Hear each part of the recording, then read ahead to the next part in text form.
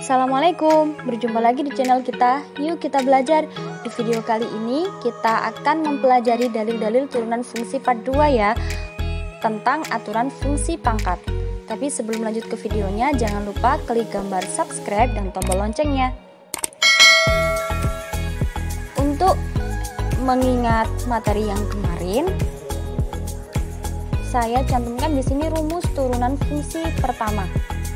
Di sini ada 6 rumus yang perlu kita ingat karena ini selalu kita pakai ketika kita mengerjakan ketika kita mengerjakan turunan fungsi trigonometri. Yang pertama, jika y sama dengan sin x, maka turunannya adalah cos x. Jika y sama dengan cos x, maka turunannya adalah min sin x. Jika y sama dengan tan x, maka turunannya adalah secant kuadrat x. Jika y sama dengan kotangen x, maka turunannya adalah negatif kosekant kuadrat x. Jika y sama dengan secant x, maka turunannya secant x kali tan x.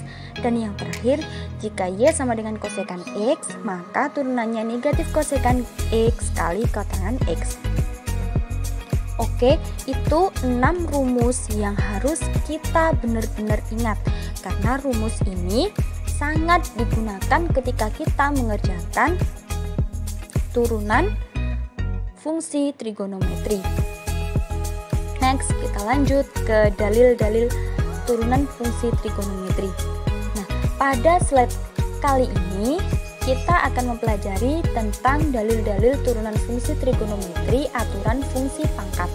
Yang kemarin kita sudah mempelajari aturan konstanta di video yang sebelumnya ya. Nah, untuk aturan fungsi pangkat, jika n suatu bilangan bulat positif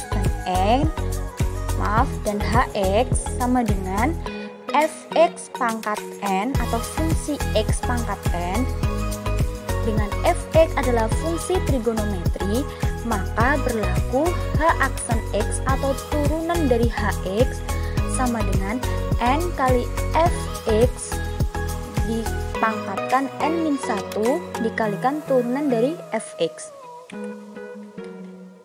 Jadi fungsi hx, jika ada fungsi trigonometri yang dipangkatkan, maka turunan hx atau h aksen x-nya pangkatnya dikalikan ke depan ya, dikalikan fungsi trigonometri itu sendiri, kemudian pangkatnya dikurangi 1 karena turunan, berarti pangkatnya dikurangi 1, kemudian dikalikan turunan dari fungsi trigonometri itu sendiri. Jadi pangkat dikalikan ke depan, kemudian dikalikan trigonometri itu sendiri, dipangkatkan ya, pangkatnya dikurangi 1, kemudian dikalikan dengan turunan fungsi trigonometri itu sendiri. Untuk lebih mudahnya kita masuk ke contoh. Jika ada fx sama dengan sin pangkat 2x ya, sin pangkat 2x ini sama dengan fungsi dipangkatkan n-nya sebagai 2 ya, sin x sebagai fx dan 2 sebagai n. Nah, caranya kita keluarkan dulu biar sama. Jadi sin x pangkat 2 atau fx pangkat n sama ya. Kemudian cara menghitungnya 2 dikalikan ke depan. Jadi n-nya dikalikan ke depan 2 kali sin x trigonometri itu sendiri. Terus pangkatnya, tadi pangkatnya 2 dikurangi 1 atau n-1 ya, sama kan, dikalikan turunan dari sin. Turunan dari sin yaitu cos. Oke. Jadi hasilnya di sini untuk turunannya adalah 2 sin x kali cos x. 2 sin pangkatnya 2 dikurangi 1 yaitu pangkat 1. Enggak saya tulis di sini. Jadi 2 kali sin x kali cos x. Paham? Selanjutnya contoh yang kedua agar kita lebih memahaminya. Ada fx sama dengan cos pangkat 4x. Seperti tadi kita keluarkan dulu pangkatnya. Bentuknya jadi fx pangkat n. Nah, dari sini pangkatnya kita kalikan ke depan. Jadi 4 cos x. Ya, 4 cos X pangkatnya kita kurangi 1. Jadi 4 cos X pangkat 4 dikurangi 1. Dikalikan dengan turunan trigonometrinya. Turunan cos X yaitu min sin X. Saya ulangi lagi. 4 itu dari pangkat dikalikan ke depan. 4 cos X ya, trigonometri itu sendiri cos X. Pangkatnya tadi 4 dikurangi 1, n min 1. 4 dikurangi 1. Dikalikan dengan turunan dari fungsi trigonometrinya. Jadi turunannya cos X yaitu min sin X. Hasilnya menjadi 4 kali min 4. Cos pangkatnya dikurangi 1, 4 kurangi 1 jadi 3. Min 4 cos pangkat 3X kali sin X. Lanjut, untuk dalil-dalil turunan fungsi trigonometri, aturan fungsi pangkat yang kedua. Jika n suatu bilangan bulat positif, k bilangan konstan, dan fungsi hx sama dengan k kali fx pangkat n, maka berlaku. Jadi ini memadukan bilangan konstan dengan fungsi pangkatnya.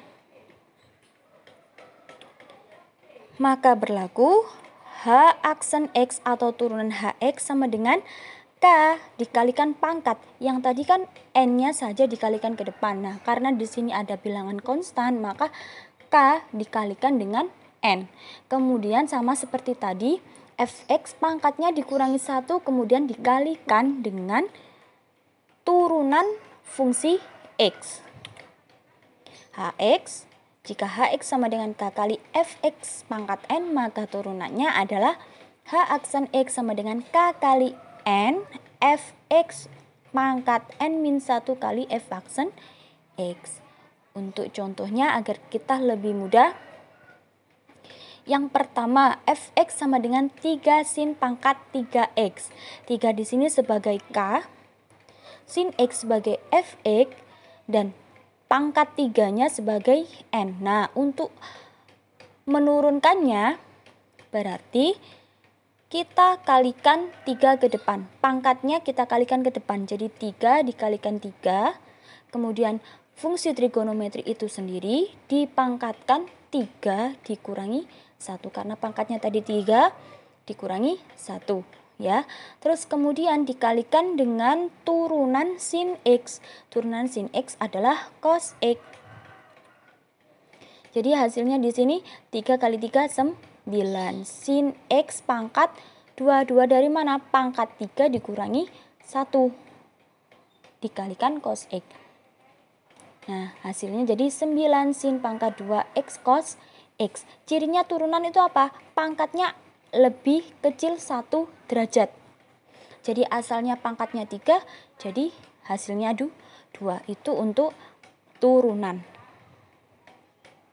Contoh yang kedua, fx sama dengan akar cos x. Nah, akar cos x itu sama dengan cos x pangkat setengah. Ingat akar ya, akar itu sama seperti pangkat setengah. Nah, bagaimana caranya? Sama. Untuk f aksen x sama dengan setengah kali cos, ya, setengahnya dikalikan ke depan. Karena di depan tidak ada angka, itu berarti adanya angka 1 ya. K-nya berarti 1. 1 kali setengah cos x. Pangkatnya setengah dikurangi 1. Dikalikan turunan dari cos, yaitu min sin x. Paham ya? Hasilnya jadi min setengah. Min dari mana? Dari yang belakang, min sin x. Min kali setengah. Min setengah cos x. Setengah dikurangi 1 hasilnya min setengah. Dikalikan sin x. Nah, hasilnya jadi min setengah kali. Nah, itu kan pangkat min setengah. Kalau pangkat min berarti agar positif kita pindah ke bawah. Jadi 1 per akar cos x. Kok bisa jadi akar? Kita kembalikan lagi. Tadi kan cos setengah itu akar cos x. Nah, karena di sini pangkatnya negatif, saya kembalikan lagi menjadi bentuk akar. Biar kita kembali ke soal yang awal tadi ya. Biar bentuknya bagus, jadi min setengah kali 1 per akar cos X kali sin X. Sederhananya lagi, jadi min sin X per 2 akar cos X. Oke, paham? Nah, sebelum lanjut ke video tentang dalil-dalil yang lainnya, kita coba latihan soal berikut ini terlebih dahulu. Ada 5 soal. Oke? Terima kasih sudah menonton video. Kalau kalian suka dengan video ini, jangan lupa like, comment, share, dan subscribe ya. Semoga bermanfaat.